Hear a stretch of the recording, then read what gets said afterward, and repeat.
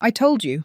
A few slaps were all it would take to make you obedient, my son Robert said that morning, standing in the living room doorway, observing with satisfaction the impeccably clean house and the table set as if it were a holiday. He was back. Just 24 hours after beating me until I was lying on the kitchen floor, there he was, smiling with that arrogance that only men who believe they've won possess. The table was covered with the ivory tablecloth I inherited from my mother. The good plates gleamed under the morning light, and in the center, a pitcher of cool water with lemon slices seemed to welcome something important. Robert walked slowly, inhaling the aroma of freshly baked bread, convinced that his fists had achieved what his words never could, taming me. But when he discovered the real reason for that celebration, when he understood for whom that table was truly prepared, he froze completely. Because I was not celebrating his return, I was celebrating my freedom. It all began long before that last blow. It began 7 years ago, on a grey Tuesday in November, when Robert knocked on my door with 2 worn suitcases and a look that broke my heart. "It'll just be a few weeks, Mum," he said, and I, as always, opened my arms and the door without asking questions. My son had lost his job. His wife had left him. He needed a place to recover, and I had this house, too big for a woman alone, too silent since I became a widow. I thought it would be temporary. I thought my love could heal him. I thought many things that turned out to be lies. I told myself to endure what would come next. The first few weeks were tolerable. Robert slept late, watched television, and ate what I prepared. He wasn't looking for work, but he wasn't causing trouble either. I justified his apathy by telling myself he was depressed, that he needed time. I cleaned his dishes, washed his clothes, and when I asked him when he would start looking for a job, he would change the subject or lock himself in his room, slamming the door. I learned not to ask. I learned to walk silently through my own house so as not to bother him. I learned that my life no longer belonged to me. The first scream came in the 3rd month. I had prepared chicken for dinner, but Robert wanted steak. "You can't do anything right," he roared, throwing the plate against the wall. The pieces of cream-colored ceramic scattered across the kitchen floor like small fragments of my dignity. I knelt to pick them up, apologizing, promising to make whatever he wanted. That night, as I bandaged my finger cut by a piece of the ceramic, I told myself it was my fault, that I should have asked him what he wanted to eat, that I needed to be more attentive, more careful. That's how the downfall begins, justifying the unjustifiable. The screaming became daily. Robert complained about everything. The food was cold, or too hot, or too salty. The house was dirty, even though I spent hours cleaning every corner. I made noise when he was trying to sleep. I didn't make enough noise when he wanted company. I spent too much on groceries. I didn't buy enough. Every day brought a new list of reproaches, and I, like a fool, tried to comply with all his impossible demands. I woke up at 5 o'clock in the morning to have breakfast ready by 7 o'clock, even though he rarely got up before noon. I ironed his clothes, even though he never left the house. I cooked 3 different options for dinner, just in case he disliked one. And even so, it was never enough. Within a year, Robert was no longer just yelling. He was pushing. A soft shove when I was in his way, a tug on the arm when I didn't move fast enough. Once he twisted my wrist because I took too long to serve his coffee.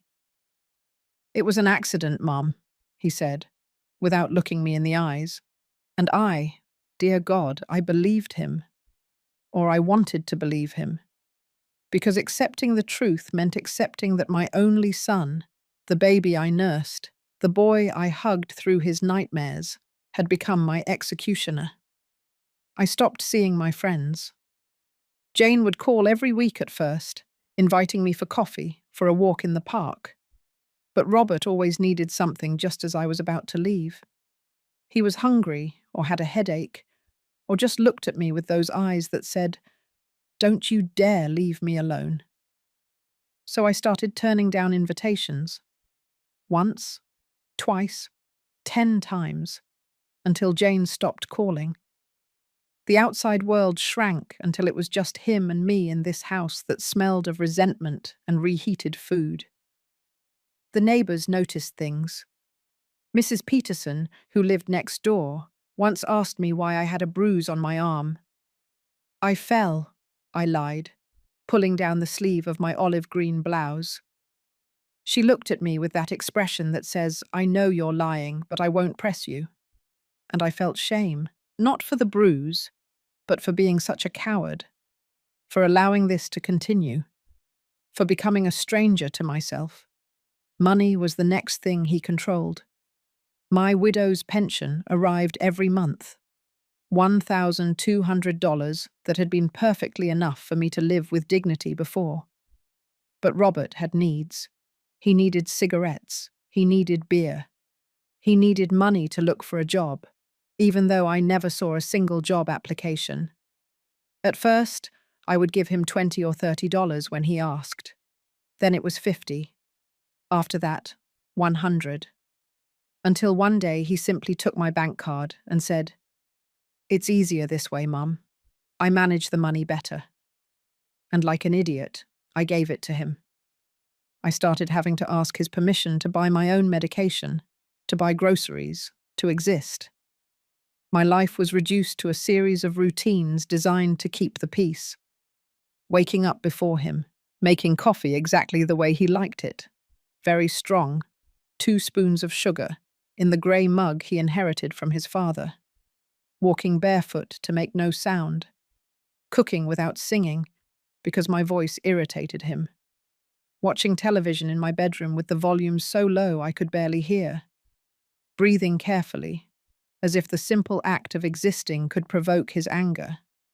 And the saddest thing is that it worked. When I was invisible, when I became a shadow, he was calm. But shadows also have limits, and I was about to reach mine. The definitive break came on a Thursday night.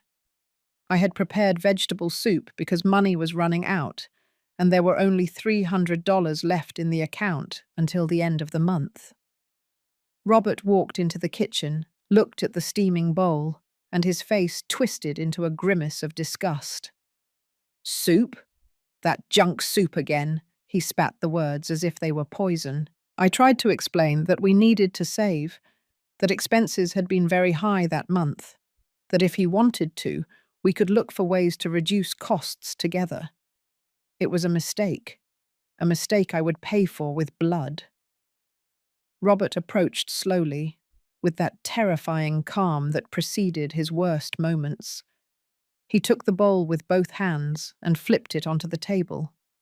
The hot soup spilled, staining the tablecloth, dripping onto the floor, splashing my hands. I stood motionless, feeling the liquid burning my skin.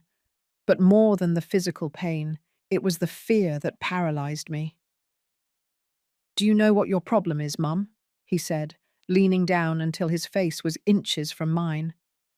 His breath smelled of stale beer and tobacco. "You never learned your place. Dad was too soft on you, but I won't be."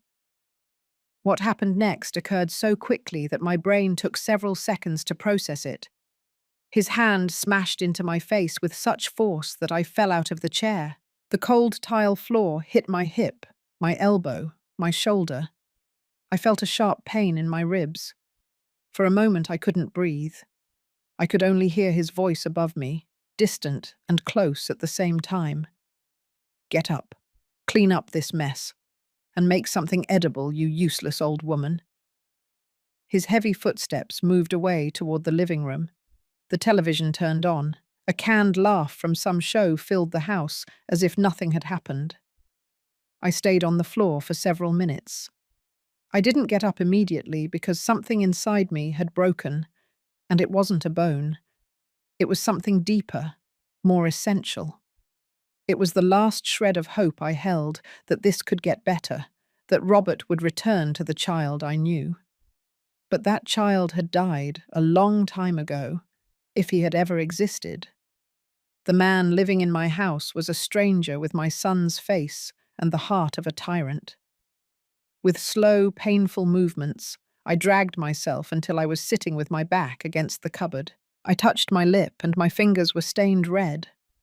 My cheek was throbbing. I could feel it swelling, the skin stretching with the bruise that was already forming. But the worst part wasn't the pain. The worst part was the silence that followed. Robert was in the living room, laughing at the television show, while I bled on the kitchen floor. For him, this was normal. It was Thursday. It was dinner. It was his life. I cleaned the spilled soup with shaky hands.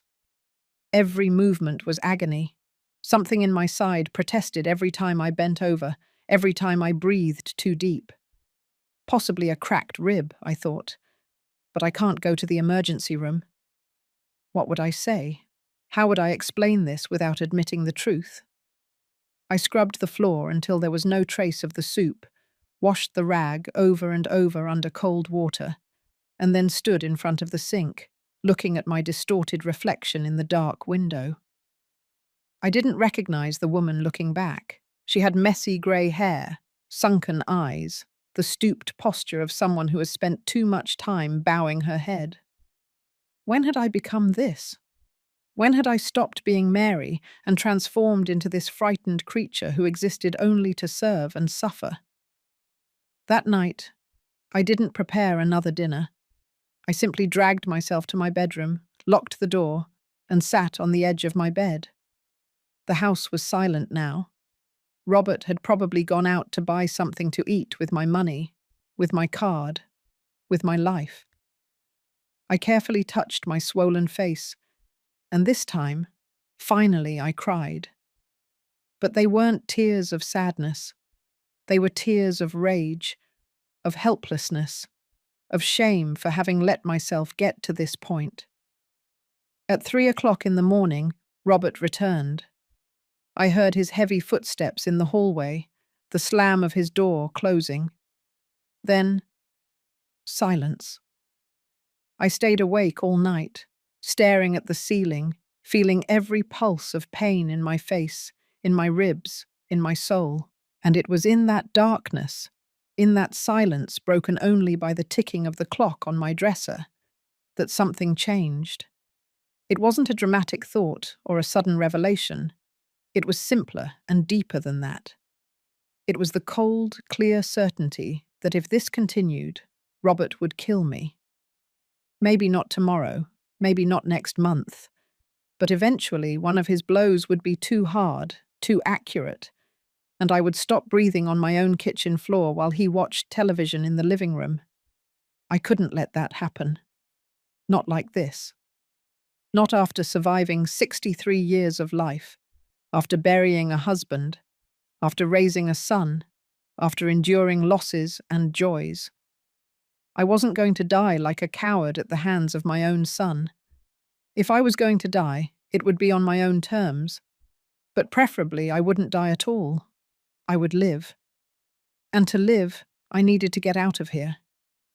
The decision didn't bring peace, but it brought clarity. And clarity, I discovered, was almost as valuable as courage. I got out of bed as the sun began to filter timidly through the window, casting golden lines on the wood floor. My body protested with every movement, but I forced myself to walk to the small desk in the corner of my room. I opened the bottom drawer, the one I always kept locked, and took out an old notebook with brown covers. It was my expense journal, where I meticulously noted every penny that entered and left the house. But among those pages, there was something else. A yellowed envelope with $300 that I had been saving for years, hidden from Robert, my only secret, my only emergency reserve. I counted the bills with trembling fingers. $300. It wasn't much, but it was something. It was a start. I also found a folded paper, a card that Mrs. Peterson had given me months ago when she was still trying to help me. On the card was the name of Elizabeth Rodriguez, social worker, with a phone number and an address. "Just in case you ever need to talk to someone," Elizabeth had said, squeezing my hand tightly. I had kept the card, promising myself I would never use it, that things weren't that bad, that I could handle the situation alone. How stupid I had been. I put the envelope with the money in the inside pocket of my robe and hid the card in my bra, pressed against my skin. I needed to keep these things close, invisible, safe. Then I looked at myself in the small mirror over the desk. My face was a map of violence, my lips split, my cheek dark purple, one eye slightly closed from the swelling. I couldn't leave like this. People would ask questions. Robert would find out. I needed to wait, to heal enough so I could move without arousing suspicion. The following days were a careful performance. I became the perfect shadow, the submissive mother Robert believed he had created with his fists. I got up every morning before him, made his coffee exactly as he liked it, served his food without a word, cleaned every corner of the house with silent movements. When he looked at me, I lowered my gaze. When he spoke, I nodded. When he yelled, I flinched. I gave him exactly what he wanted to see: a broken, defeated, tamed woman. But inside, behind my tired eyes and my stooped posture, something completely different was growing. It was coldness. It was determination. It was the version of myself that had been asleep for 7 years and had finally woken up. Robert was satisfied with my transformation. "See, Mum? It wasn't so hard," he said on Sunday morning, sitting in his chair while I served him scrambled eggs with ham. "You just needed to learn who's in charge here. Now everything is much easier, right?" I nodded, kept my head down, and he smiled. That victorious smile made me sick, but it also gave me strength, because while he thought he had broken me, I was planning every detail of my escape. On Monday, when Robert went out to meet some friends, leaving me locked in with specific orders to have dinner ready by 8 o'clock, I took the phone with trembling hands. I dialed the number on the card Mrs. Peterson had given me. It rang once, twice, 3 times. I almost hung up. I almost convinced myself that this was a bad idea, that I could handle it alone, that things would get better. But then a warm voice answered on the other end. "Social Services Office, Elizabeth Rodriguez speaking." And something inside me broke down. I couldn't speak right away. My throat closed, the words stuck behind years of silence and shame. "Hello? Is anyone there?" Elizabeth asked softly. "Yes," I finally managed to whisper. "I need help." Those 3 words were the hardest I had ever spoken. Admitting I needed help meant admitting I had failed, that I couldn't solve this alone, that I was a victim. But Elizabeth didn't judge me. She didn't ask me why I had waited so long. She just said, "I'm here to listen. Take your time." I told her everything. The words came out like water from a broken dam. The beatings, the insults, the control of the money, the isolation, the 7 years of horror I had been living.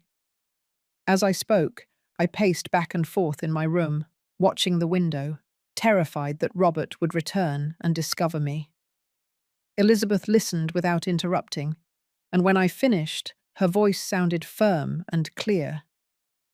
"Mary, what you are experiencing is severe domestic violence. It is not your fault, and I can help you, but I need you to trust me. You can come to my office." I looked at the time. Robert wouldn't be back until night. "I can be there in 40 minutes, I replied.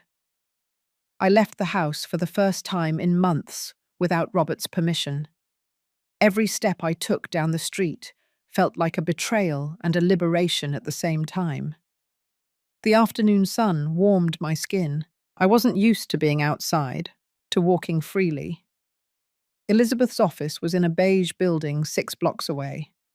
When I entered, a woman in her 50s with glasses and her hair tied back in a braid greeted me with a smile that held no pity, only understanding. "Mary," she said, as if she had known me all my life. "Come in, please." Her office was small but cozy. There were plants in the windows, landscape photographs on the cream-colored walls, and a coffee maker emitting a comforting aroma. I sat in a chair in front of her desk, and Elizabeth sat next to me, not behind the desk, but beside me, as an equal. "First, I want you to know something important," she began, looking me directly in the eyes. "What is happening to you is not normal. It is not acceptable. And it is definitely not your fault. Sons do not have the right to hit their mothers. No one has that right." Hearing those words spoken aloud by another person made me cry. Not silent tears this time, but deep sobs that shook my entire body. Elizabeth handed me a box of tissues and waited. She didn't try to calm me or tell me to stop crying. She just waited until I could breathe again. "I'm sorry," I murmured, wiping my face. "Don't apologize for that," she said firmly. "You've been strong for too long. It's okay to break down now. You are in a safe place." Elizabeth pulled out a folder and began asking me specific questions. How long had Robert been living with me? How often did the violent episodes occur? Did I have any proof? Photographs of injuries, messages, witnesses? I shook my head, ashamed. I hadn't documented anything. I had hidden the bruises. I had lied about the falls. I had kept everything a secret. "That's okay," Elizabeth said, writing something in her notebook. "We'll start now. I'm going to take photographs of the current injuries. Do you give me permission?" I nodded. The photographs were humiliating. I had to show my swollen face from different angles, lift my blouse to show the bruises on my ribs, extend my arms to capture the finger marks where Robert had grabbed me tightly days earlier. Every click of the camera was evidence of my shame, but also evidence of his guilt. When we finished, Elizabeth put away the camera and took my hands. "This is very brave, Mary. I know it doesn't feel that way, but it is." We talked for almost 2 hours. Elizabeth explained my options. I could apply for a restraining order, I could file criminal charges, I could seek shelter in a domestic violence safe house. But when she mentioned the safe house, something inside me revolted. "No," I said with a firmness that surprised me. "That is my house. I bought it with my husband 30 years ago.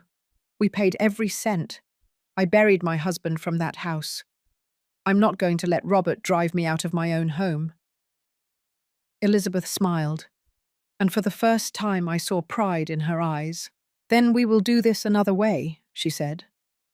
She told me about an attorney who worked with domestic violence cases, a man named Charles Mendez, who could help me regain legal control of my property, my money, my life. "He works with us frequently," Elizabeth explained. "He is good at what he does and doesn't charge for the initial consultation. Would you like me to call him now?" I nodded, feeling something akin to hope begin to grow in my chest. Charles arrived 30 minutes later. He was a man in his 40s, wearing a dark grey suit and a serious but kind expression. He sat down, opened his briefcase, and got straight to the point. "Mrs. Herrera, based on what Elizabeth told me on the phone, you have a solid case. Your son is living on your property without paying rent. He is physically and emotionally assaulting you, and he is controlling your finances.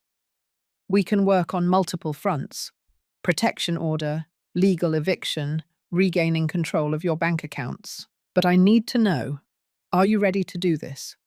Because once we start, there is no turning back."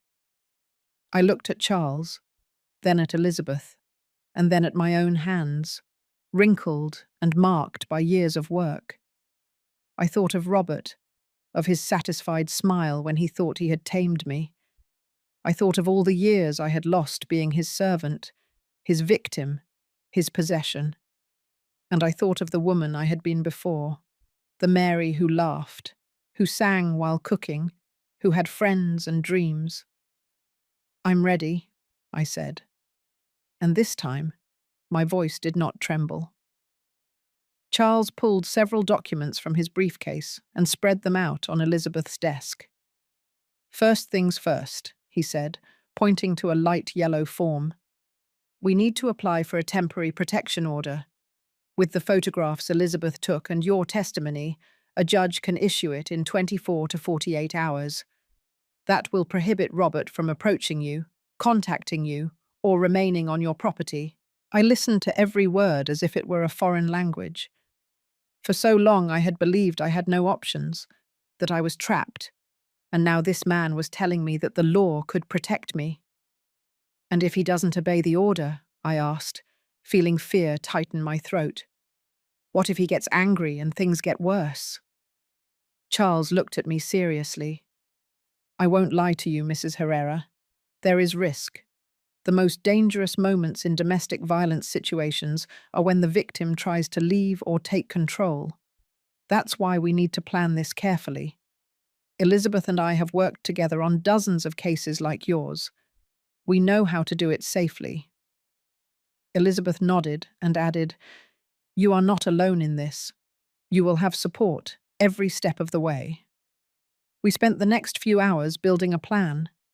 Charles explained that we would first file the protection order request at the courthouse. While we waited for the hearing, I needed to regain control of my finances. "Do you have access to your bank statements?" he asked. I shook my head. Robert had taken everything: my card, my checkbook, even the statements that came in the mail. "Then tomorrow we will go to the bank," Charles said, writing something in his notebook. "You are the account holder. You have the right to cancel any additional card, change passwords, and establish that only you can carry out transactions." The idea of confronting the bank, of taking those concrete actions, terrified and excited me at the same time. "What if Robert finds out before we're ready?" I whispered. "What if he checks the account and sees that I cancelled his card?"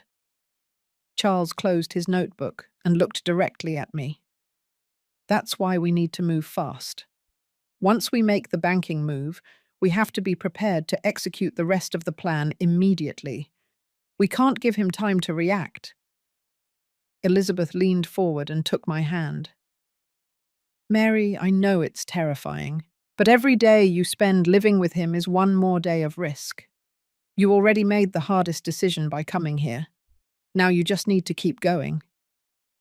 I left that office 3 hours after I had entered, with a folder full of documents, a list of steps to follow, and something I hadn't felt in years: purpose. The sun was setting, staining the sky with orange and pink colours. I walked back home quickly, aware that Robert expected his dinner by 8 o'clock, and it was already 7:45. My ribs still hurt with every hurried step, but the physical pain was insignificant compared to the mixture of terror and determination had burning in my chest. I arrived home at 7:30. Robert was in the living room, watching a football game, with his feet on the coffee table and a can of beer in his hand. "You took a long time to go to the store," he said, without turning to look at me. My heart stopped. Had he seen me leave? Did he know where I had been? "The line was long," I lied, keeping my voice calm as I walked toward the kitchen. "I'm going to make dinner now." He grunted something unintelligible and turned his attention back to the television. I let out a silent sigh of relief. That night, as I prepared roasted chicken with potatoes, my hands moved automatically, but my mind was completely elsewhere. I went over the plan again and again.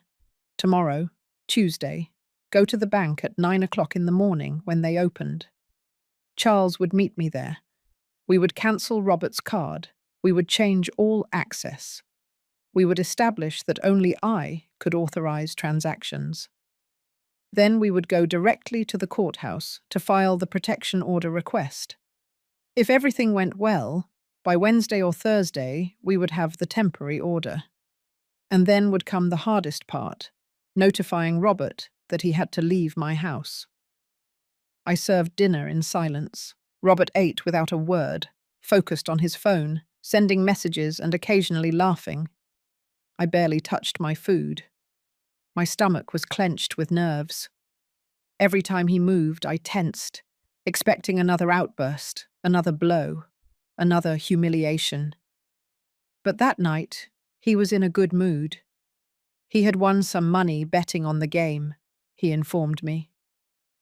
$50. We're going to eat well tomorrow, he announced. I want steak, the good kind. Go to the market early and buy the best cut you can find. I nodded, knowing that tomorrow there would be no market, no steak, and if all went according to plan, no more orders. I didn't sleep that night. I stayed in bed, watching the shadows, the streetlights projected on the ceiling, listening to the sounds of the house, the humming of the refrigerator, the occasional creak of the beams, Robert's snoring across the hall. I thought of everything that could go wrong. What if the bank refused to help me? What if the judge didn't believe my story? What if Robert discovered what I was planning before we could execute it? The possibilities of failure were endless, and each one terrified me more than the last. But then I remembered Elizabeth's words, "You already made the hardest decision." She was right. The hardest thing wasn't what would come next, but daring to take the first step. And I had already taken it. I had already left the house without permission. I had already talked to strangers about my situation. I had already admitted the truth. I couldn't go back now, even if I wanted to. The process was already in motion.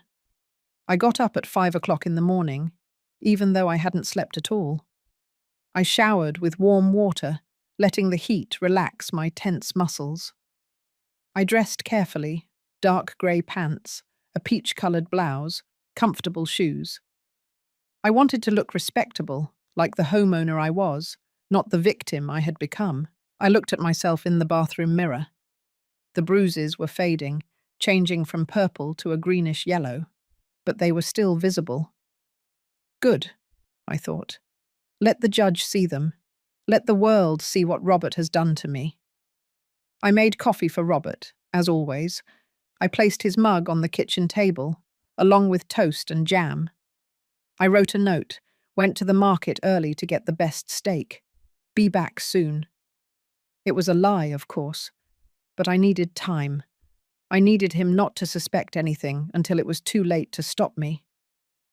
I took my purse, put the folder of documents Charles had given me inside, and left the house at 6:30 in the morning. The streets were almost empty at that hour. The fresh morning air filled my lungs, and for the first time in a long time, I felt something akin to freedom.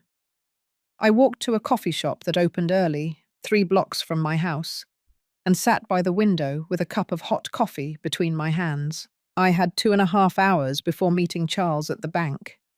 2.5 hours to mentally prepare for what was coming. 2.5 hours to be brave.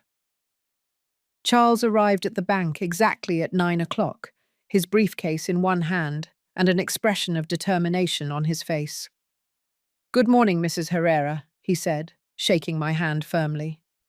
"Ready for this?" I nodded, although my heart was pounding so hard I was sure he could hear it.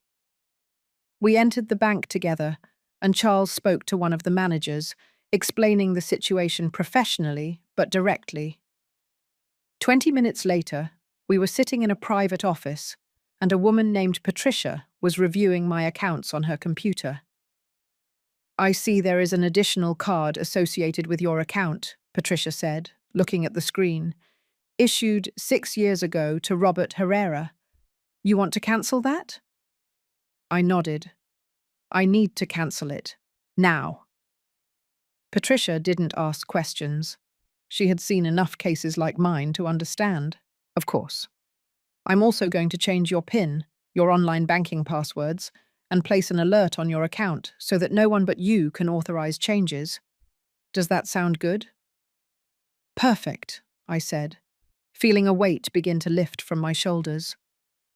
When we left the bank 30 minutes later, I had a new bank card in my purse, new passwords memorized, and for the first time in 6 years, total control over my own money.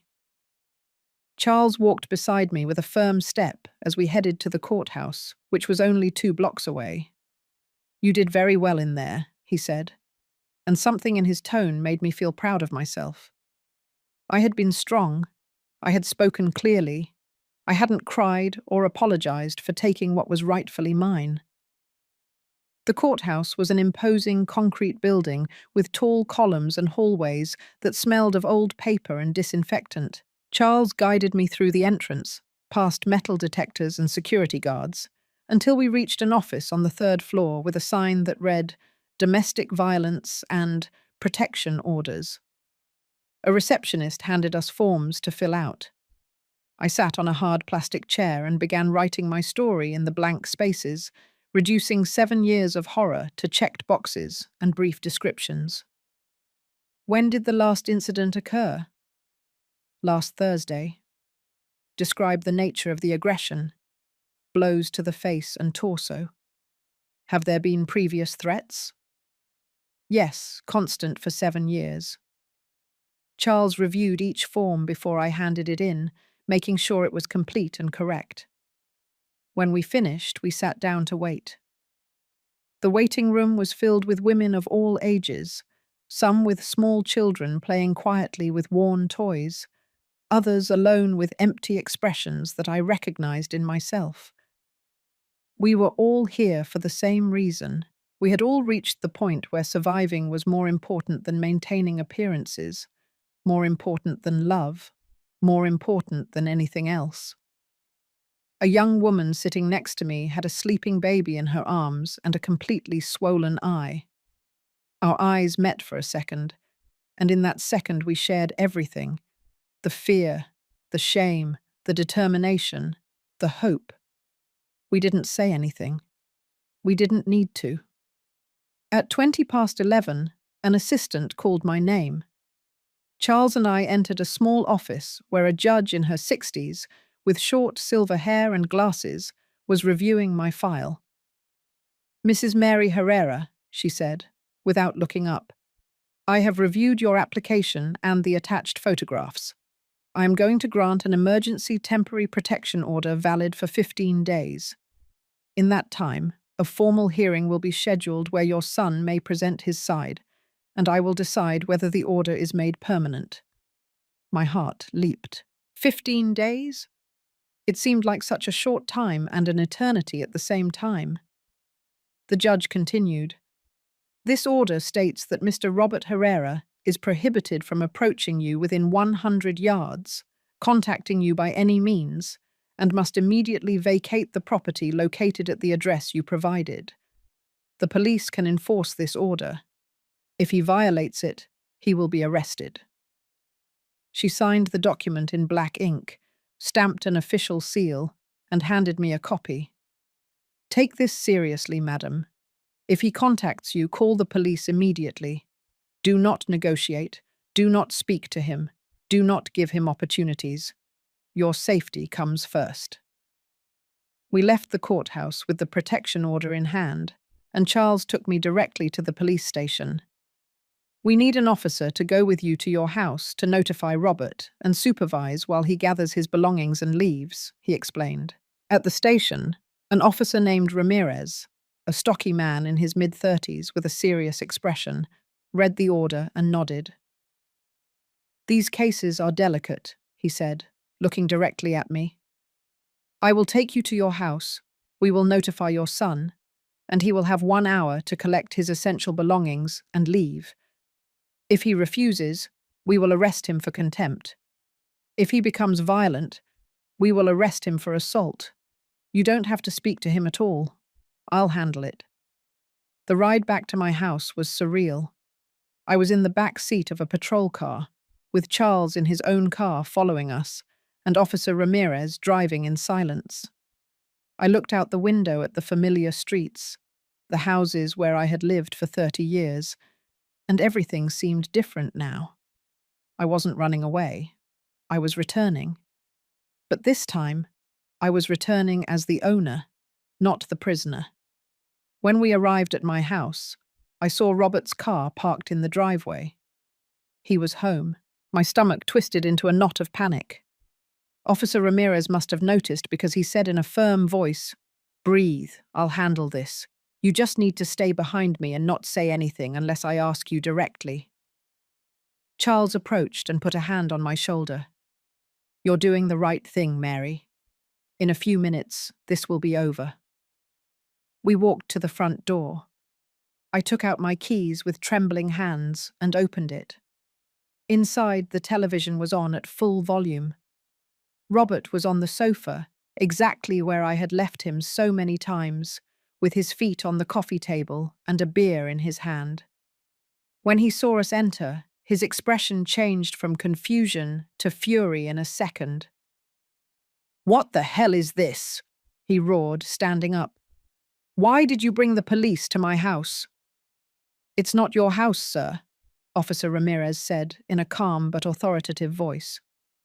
"This property belongs to Mrs. Mary Herrera, and I have a protection order here that prohibits you from remaining on these premises." He extended the document toward Robert. Robert took it roughly, his eyes scanning the lines quickly, and then he looked at me with an expression that chilled my blood. It was pure hatred. "You did this?" he asked in a dangerously low voice. "You betrayed me like this, you miserable old woman?" I wanted to answer. I wanted to explain. I wanted to scream all the years of pain he had caused me. But Officer Ramirez stepped between us. "Mr. Herrera, you have 1 hour to collect your personal belongings and vacate the property. If you attempt to contact, intimidate, or approach Mrs. Herrera, you will be arrested immediately." Robert clenched his jaw, crumpled the paper in his fist, and for a moment I thought he was going to attack us. But the presence of the uniformed officer, the hand near his belt where the pistol hung, was enough to stop him. "Fine," he finally said, his voice laced with poison. "I'm getting out of this piece of junk house. But this isn't over, Mum. It is not over." Officer Ramirez took a step forward. "That sounded like a threat, Mr. Herrera. I suggest you choose your words more carefully." Robert didn't respond. He simply turned on his heel and went up the stairs toward his room with heavy footsteps that shook the entire house. Charles guided me to the kitchen while Robert gathered his things upstairs. "Sit down," he said, pointing to a chair. "Breathe. It's almost over." But I couldn't sit down. I was trembling from head to toe, adrenaline rushing through my veins like electricity. I could hear Robert moving things, opening drawers, swearing. Every noise made me jump. Officer Ramirez stood at the foot of the stairs, watching, with an expression that left no room for negotiation. 20 minutes later, Robert came down with 2 large suitcases and a backpack. His face was red with fury, the veins in his neck bulging. He walked past me without looking, but I felt his hatred as something physical, tangible. He dropped the suitcases next to the door with a loud bang and turned to the officer. "There. Can I leave now? Or are you going to arrest me for breathing too?" Officer Ramirez didn't take the bait. "You can leave. And remember, 100 yards distance from Mrs. Herrera at all times. 0 contact. If I see you watching this house, if you call her, if you send someone to speak to her, we will be back with handcuffs." Robert took his suitcases and walked out the door without another word. I heard his car start, the screech of the tires as he pulled out of the driveway too fast, the sound of the engine moving away down the street. And then, silence. A silence so complete, so profound, that for a moment I didn't know what to do with it. Officer Ramirez closed the front door and locked it. "He's gone," he said. "It's over." Was it over? I didn't know. My legs gave out, and I had to grab the back of a chair to keep from falling. Charles held my arm. "Sit down, Mary. It's over now. It's done." But it didn't feel like it was done. It felt like it was just beginning. Officer Ramirez stayed for 20 more minutes, checking all the locks on the house, making sure the windows were securely closed, explaining the steps to follow if Robert tried to return. "Keep your phone charged and close at all times," he said, handing me a card with the direct station number. "If he shows up, if you see him nearby, if you receive any kind of contact, call 911 immediately. Don't wait. Don't hesitate. Don't think you're overreacting. These cases can escalate quickly." I nodded, putting the card in my blouse pocket. Charles added his own phone number on a piece of paper. "I am also available. 24 hours. Anything, Mary. Anything at all. You call me." When they finally left, I stood in the middle of my living room, surrounded by a silence that was completely mine for the first time in 7 years. The house felt strange, as if it were a new place, even though every piece of furniture, every crack in the wall, every stain on the carpet was as familiar as my own skin. I walked slowly from room to room, touching the surfaces, reclaiming my own space. In the kitchen, Robert's plate was still in the sink, with remnants of dried food. I picked it up and for an instant considered washing it by reflex. But then, something inside me revolted. I dropped it into the trash can. I was not going to clean up his messes anymore. Never again. I went up the stairs to his bedroom, the room that had been a guest room before he arrived, and turned it into his personal fortress. The door was open. Inside, the mess was monumental. Dirty clothes piled in the corners, empty beer bottles on the floor, plates with half-eaten food on the desk. The smell was nauseating, a mix of sweat, tobacco, and neglect. He had left many things, posters on the walls, boxes of personal items, a broken lamp, but I didn't care. All that could wait. I closed the door and decided that room would exist for me only when I was ready to face it. That first night alone was the strangest of my life. I prepared a simple dinner for myself, just for me, vegetable soup and toast.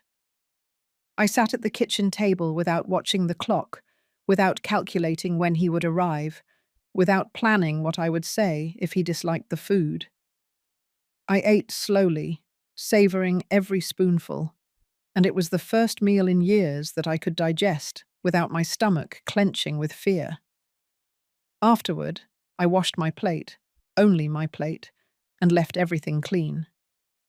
I turned off the lights, checked the doors twice, and went up to my room. I lay in bed, but I couldn't sleep. Every sound in the house made me jump. The wind hitting a window, the creaking of the beams, the engine of a car passing on the street. My heart raced, waiting to hear his heavy steps, his key in the lock, his voice roaring my name. But he didn't come. The hours passed slowly, marked by the clock on my nightstand. 11 o'clock, midnight, 1 o'clock in the morning, 2 o'clock. And little by little, as the silence stretched unbroken, something inside me began to relax. I was alone, truly alone, and for the first time in so long, that wasn't scary. It was peace. The following days were an exercise in relearning how to live.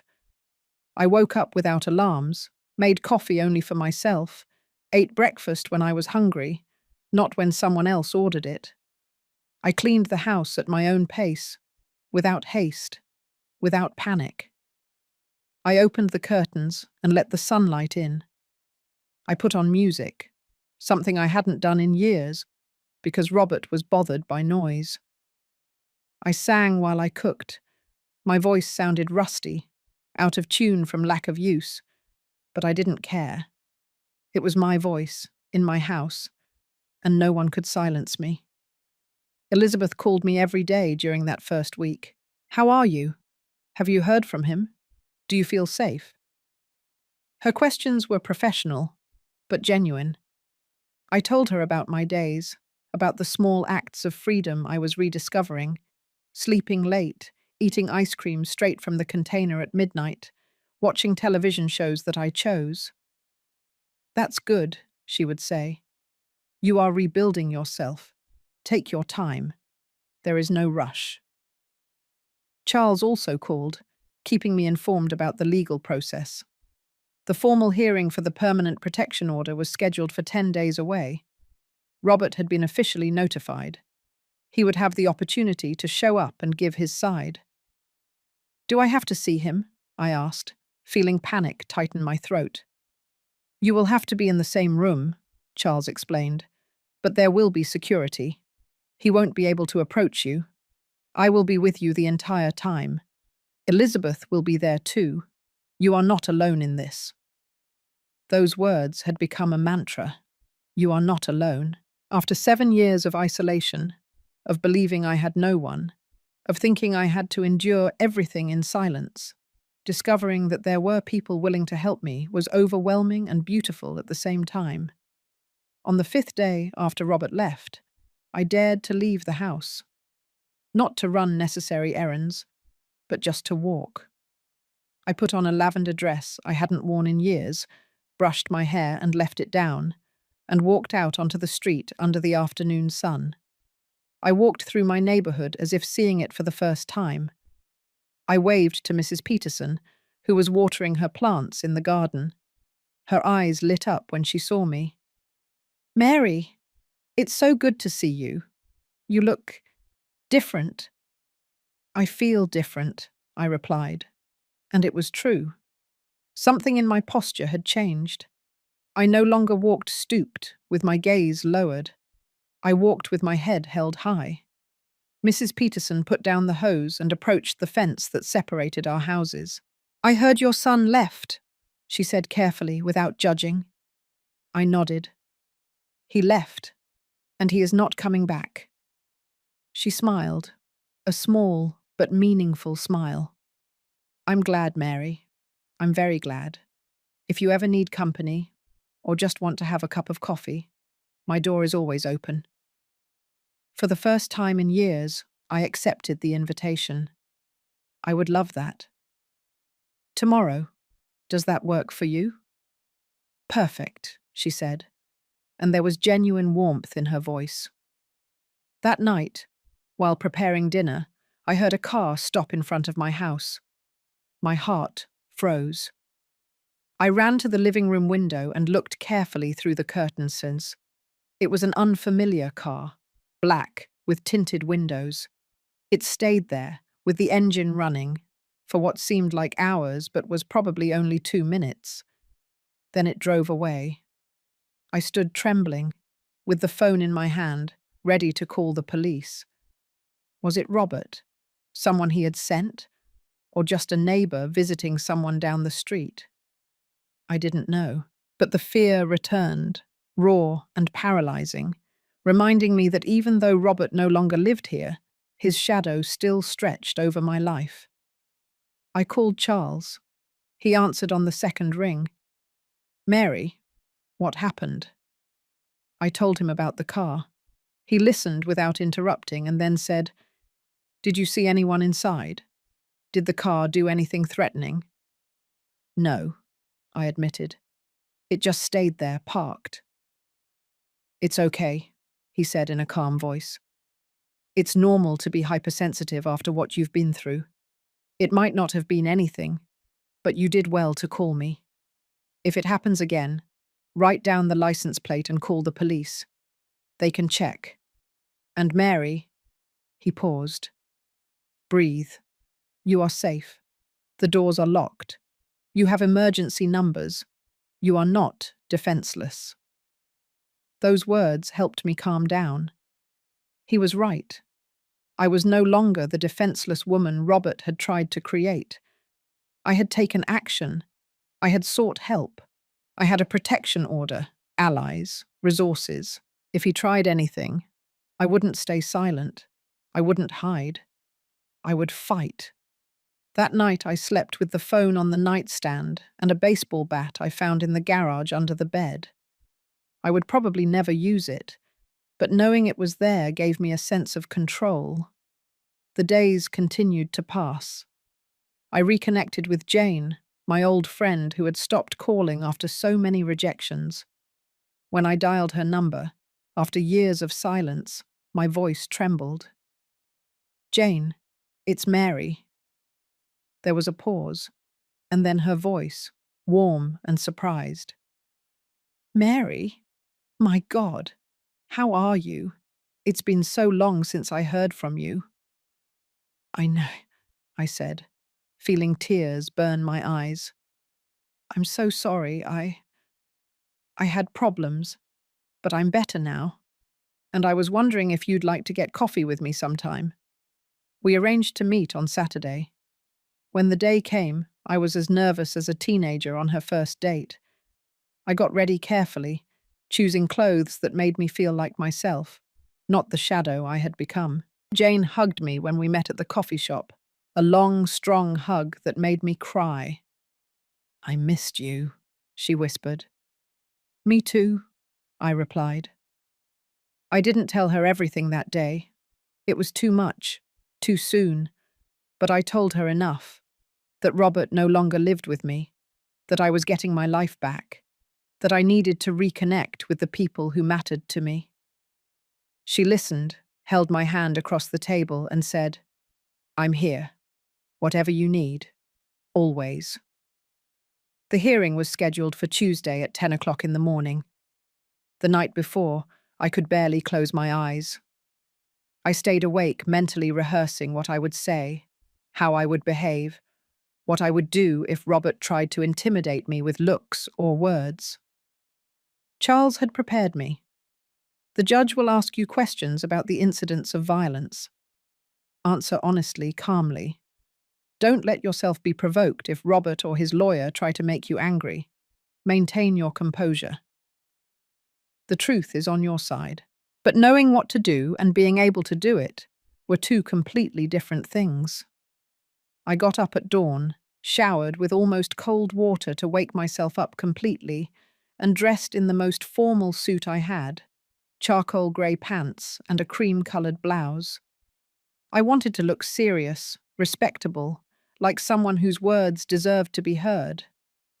I put on a little makeup to cover the last shadows of the bruises that still lingered on my cheek, although part of me wanted to leave them visible, wanted the judge to see exactly what Robert had done to me.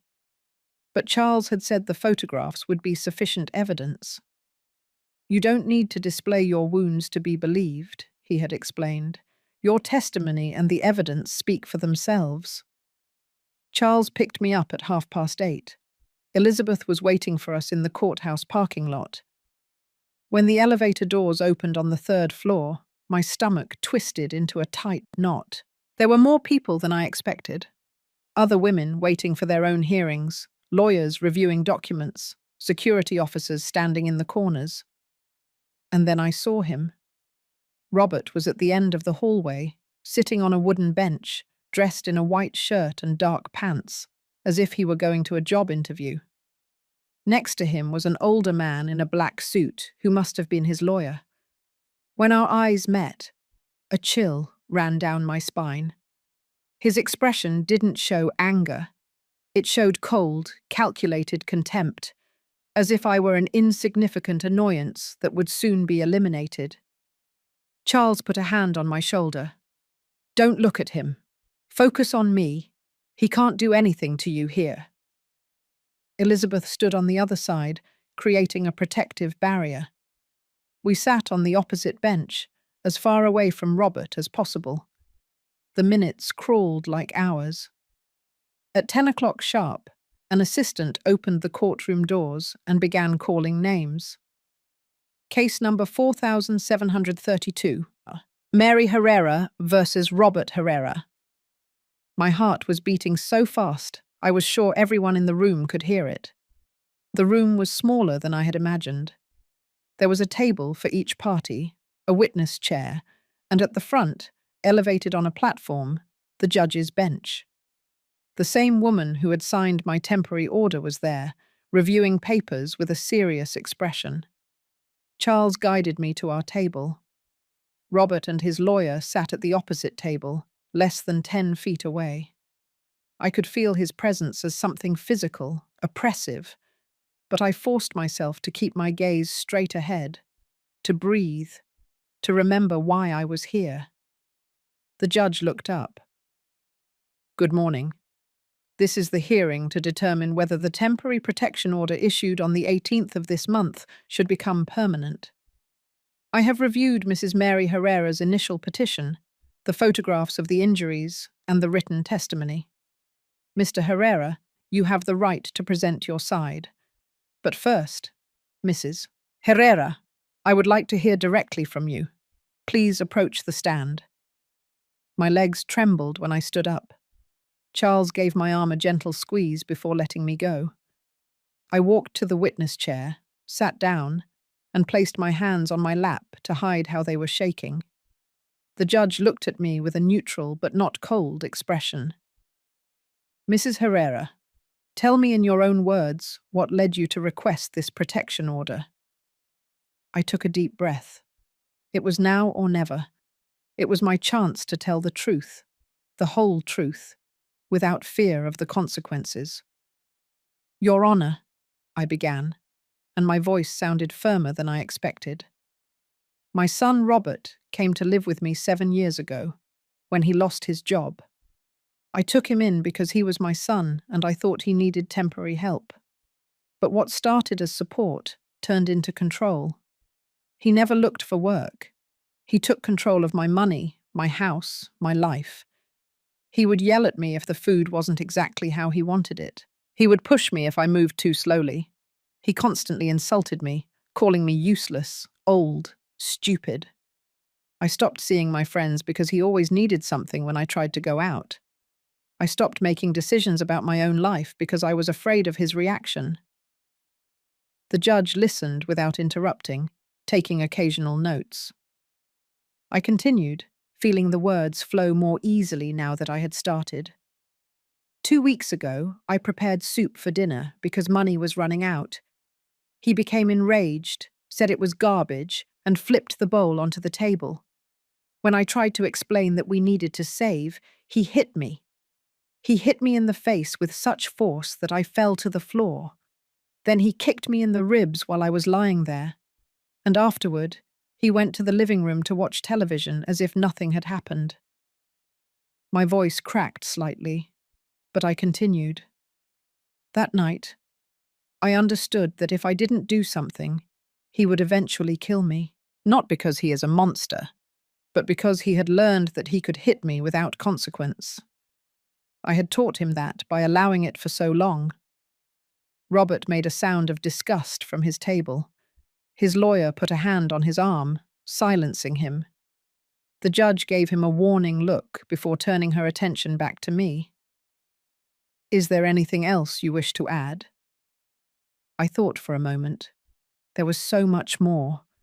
The years of psychological humiliation, the nights sleeping in fear, the loss of my identity. But I decided to end with something simple and direct. "I just want to live in peace in my own house, Your Honor. I don't want revenge. I don't want to hurt him. I just want him to leave me alone." I returned to my seat. Charles gave me a look of approval. Now it was Robert's turn. The judge called him to the stand. He walked with confident steps, as if this were a minor inconvenience, and sat with a relaxed, almost arrogant posture.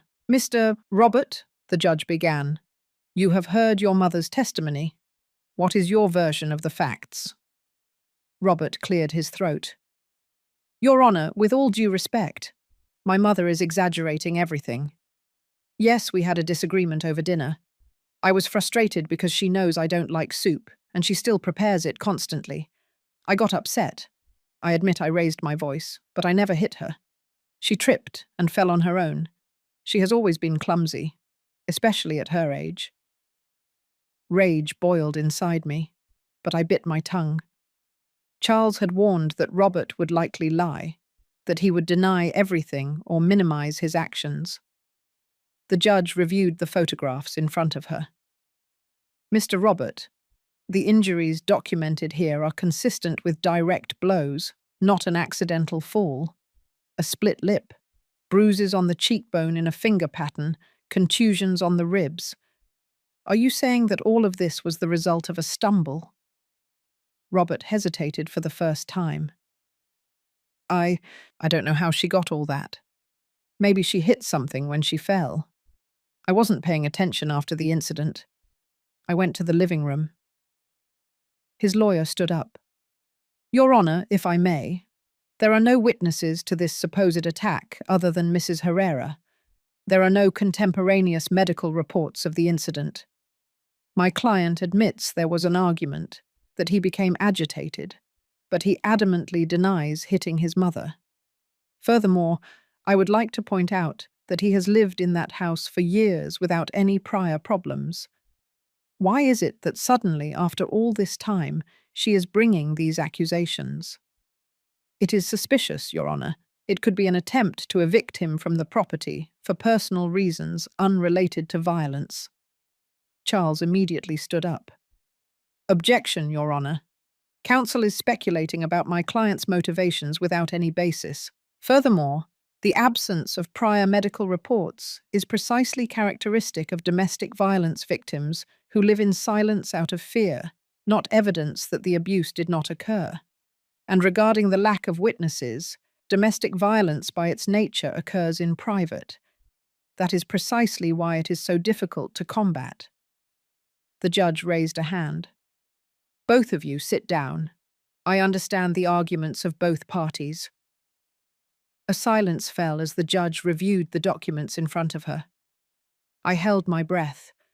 This moment would decide everything, whether I could live in peace or if I would have to constantly look over my shoulder. Finally, the judge spoke.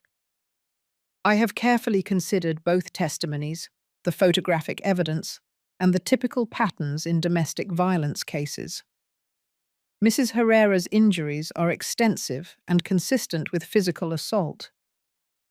Mr. Roberts' explanation that they were caused by an accidental fall is not credible given the pattern and severity of the contusions. Furthermore, Mrs. Herrera's testimony describes a pattern of controlling and abusive behavior that extended over years, not an isolated incident.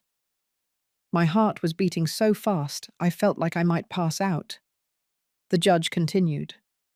Therefore, I order that the protection order be made permanent for a period of 3 years. Mr. Robert Herrera is prohibited from approaching Mrs. Mary Herrera within 100 yards, contacting her by any means, or remaining on the property located at the aforementioned address. Any violation of this order will result in immediate arrest and criminal charges. Furthermore, I order that Mr. Robert attend an anger management program as a condition.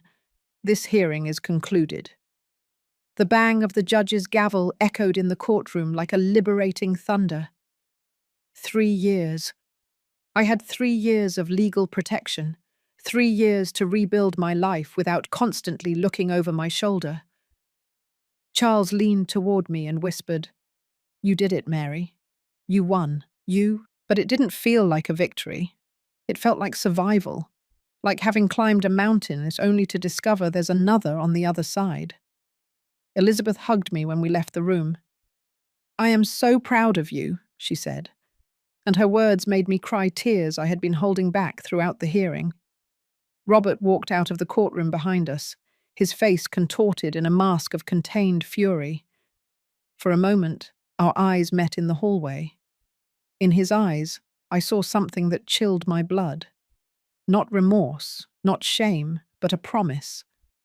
The promise that this was not over for him, that he would find a way to make me pay for having humiliated him publicly. A security officer immediately approached, stepping between us. Mr. Herrera, maintain your distance. The order is already in effect. Robert looked away, said something quietly to his lawyer, and headed toward the elevators without looking back. Charles escorted me to his car. My legs could barely support me. The adrenaline that had kept me standing during the hearing finally dissipated, leaving me exhausted and trembling. "I want you to know something important," Charles said as he drove me back to my house. "What you did today took immense courage. Most people in your situation never take this step. They stay silent until it's too late. You saved yourself, Mary. Don't forget that." His words were etched in my mind like an invisible tattoo. When we arrived at my house, Charles insisted on checking all the locks again, verifying that the windows were secure, making sure I had all the emergency numbers programmed into my phone. "The first few days after an order like this are critical," he explained. "Robert is furious. He might try to contact you through other people. He might send messages from unknown numbers. He might try to manipulate you emotionally. Don't respond to anything. Any attempt at contact, however small it may seem, report it immediately." I nodded, memorizing every instruction as if my life depended on it. Because perhaps it did. That night, I prepared a special dinner for myself. It wasn't elaborate, just pasta with homemade tomato sauce and salad, but I prepared it with intention, with self-love, celebrating the fact that I could now eat in peace. I set the table nicely, with the tablecloth I liked, lit a candle, and poured myself a glass of wine that had been stored in the cupboard for years. I ate slowly, savoring every bite, and for the first time in a long time, the food didn't taste like fear. It tasted like freedom. The following days were quieter than I expected. There were no strange cars in front of my house, no calls from unknown numbers, no signs of Robert. Part of me was relieved. Another part was uneasy, waiting for the other shoe to drop. I knew my son. I knew his temper. He wasn't the type of man to accept defeat gracefully, but perhaps, just perhaps, the legal intervention had been enough to scare him, to make him understand that his actions had real consequences.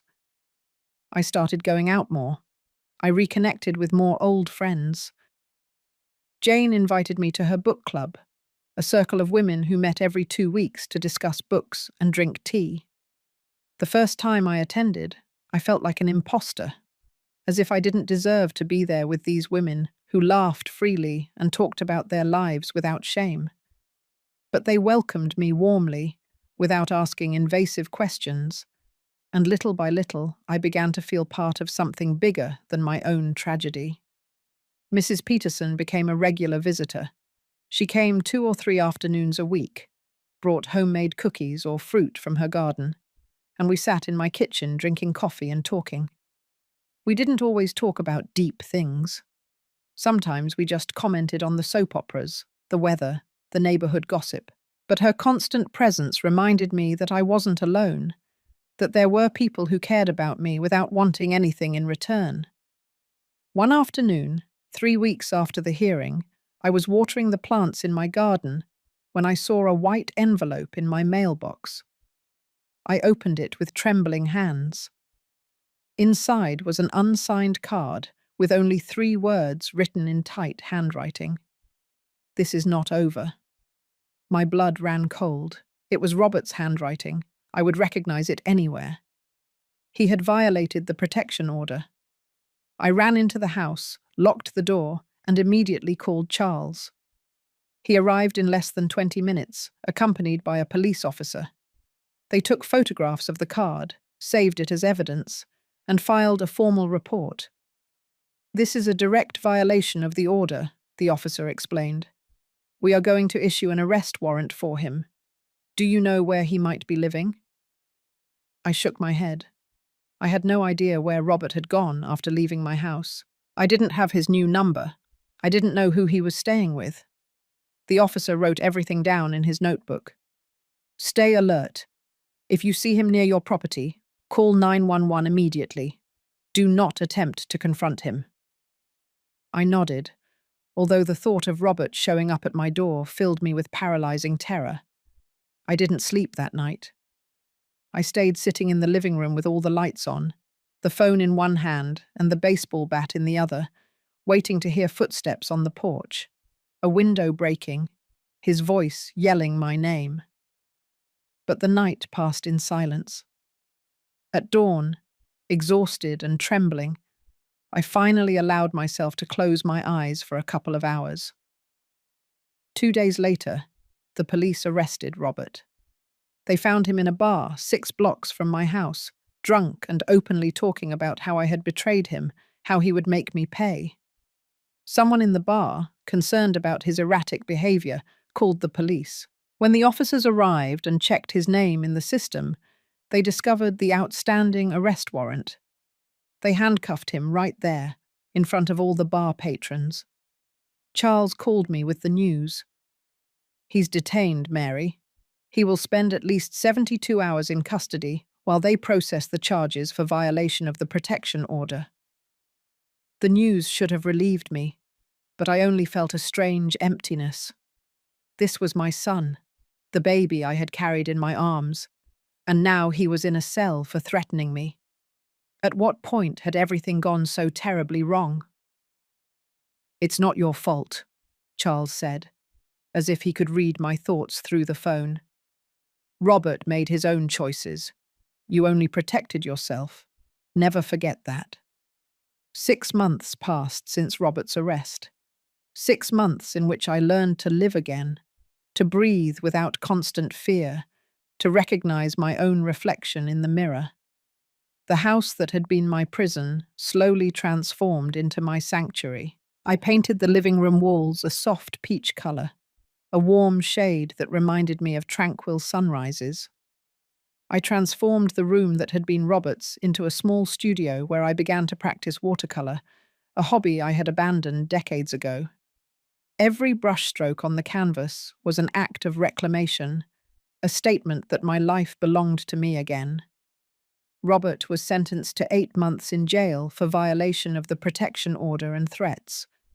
When he got out, the order would remain in effect for 2 more years. Charles explained that he would probably try to appeal, that he might try to contact me again when he regained his freedom. "But by then," he said with a small smile, "you will be even stronger than you are now." And he was right. Every day without him, I recovered another piece of myself that had been lost. One Thursday afternoon, exactly 7 months after the hearing, I decided to do something I had been putting off. I prepared that table that Robert had seen when he returned the day after hitting me, the same table that had confused him, that had made him believe his fists had tamed me. But this time, I prepared it for the right reasons. I invited Elizabeth, Charles, Mrs. Peterson, Jane, and 3 more women from the book club. I prepared a hearty dinner: herb-roasted chicken, mashed potatoes, roasted vegetables, and for dessert, a chocolate cake I baked myself following my mother's recipe. When they arrived, the house was filled with light, soft music, and the aroma of homemade food made with love. Charles brought wine. Elizabeth arrived with fresh flowers, bright yellow. Jane hugged me in the doorway and whispered, "Look at everything you've built." And it was true. I had built something beautiful on the ruins of my pain. We sat around that table, the same one that had witnessed so much violence, and filled it with laughter, stories, and celebration. We were not celebrating Robert's downfall. We were celebrating my resurrection. During dinner, Charles raised his glass. "I'd like to make a toast to Mary," he said, and everyone fell silent. 7 months ago, I met a woman who had been beaten, controlled, and stripped of her dignity. But that woman found the courage to get up, to seek help, to say enough. And today I look around and I see that same woman, but transformed. I see someone who not only survived, but is flourishing. Mary, you are an example that it is never too late to take your life back. To you. Everyone raised their glasses. "To Mary," they said in unison. I had to wipe my tears with my napkin. Elizabeth shared something afterward. I have worked with domestic violence victims for 15 years, she said, and I have seen everything. Women who return to their abusers again and again. Women who don't survive to tell the tale. Women who manage to escape, but are broken forever. But I have also seen women like you, Mary. Women who turn their trauma into strength, who don't let the violence define who they are. You chose to live, you chose to fight, and you chose to heal. That is extraordinary. Her words resonated with me in a profound way. I had chosen. At every step of the way, from that first phone call to this moment, I had made active decisions to save myself. That night, after everyone left, I stayed alone in my kitchen, washing the dishes with my hands submerged in warm, soapy water. I looked out the window at the dark garden and thought about the whole journey. I thought about the woman I had been, the one who allowed herself to be hit and controlled because she thought she deserved nothing better. I thought about the woman I was now, the one who had friends, projects, hope. They were not the same person. I had died on that kitchen floor 7 months ago, and I had been reborn stronger. Robert would eventually get out of jail. He would probably still be the violent and resentful man he had always been. But that was no longer my problem. I had done my part. I had set boundaries. I had sought legal protection. I had built a support network. If he chose to change, good for him. If not, that was his cross to bear, not mine. I was no longer responsible for saving him or enduring him. My only responsibility was to myself. The following months continued to bring small victories. I fully regained control of my finances and discovered that Robert had spent almost $25,000 of my savings during the years he lived with me. Charles helped me file a civil lawsuit to recover some of that money. I would probably never see a dime, but the very act of reclaiming what was mine had value. I enrolled in senior yoga classes at the community center. I started volunteering at a domestic violence shelter, helping other women navigate the same process I had gone through. Sharing my story, seeing how it gave hope to others, healed me in ways I hadn't anticipated. A year after everything, on a sunny spring afternoon, I was sitting in my garden painting wildflowers when Mrs. Peterson peered over the fence. "Mary, you have a visitor," she said. My heart raced for a moment of instinctive panic, but Mrs. Peterson smiled. "It's Elizabeth." Elizabeth walked into the garden with a folder under her arm. "I came to give you something," she said, sitting in the chair next to me. She opened the folder and took out a certificate. "You officially completed the Survivor Recovery Program. This is for you." It was a simple piece of paper, but it meant everything. It meant I had done the work. I had attended therapy, processed my trauma, learned tools to never return to that dark place. "Do you know the most incredible thing about you?" Elizabeth asked, looking at me with bright eyes. "That you are 64 years old and still had the courage to start over. Many people your age think it's too late to change, to get out of bad situations. But you proved that it's never too late." I smiled, feeling the warm sun on my face. "It's never too late to choose to live," I replied. "That's what I learned. As long as you breathe, as long as you have a voice, you can choose something different." That night, I stayed up later than usual, sitting on my porch with a cup of chamomile tea, watching the stars. I thought of Robert, wherever he was. I wished him peace, genuinely. Not because he deserved my forgiveness, but because I deserved to be free from the weight of resentment. He had been the villain of my story, but I had chosen to be the hero of my own rescue. And that choice, that decision not to wait for someone else to save me, but to save myself, had made all the difference. The house behind me was lit, warm, full of life. My life. And although the road had been painful, although the scars would always remain, I was here. I was alive. I was free. And that, after everything I had been through, was all I needed.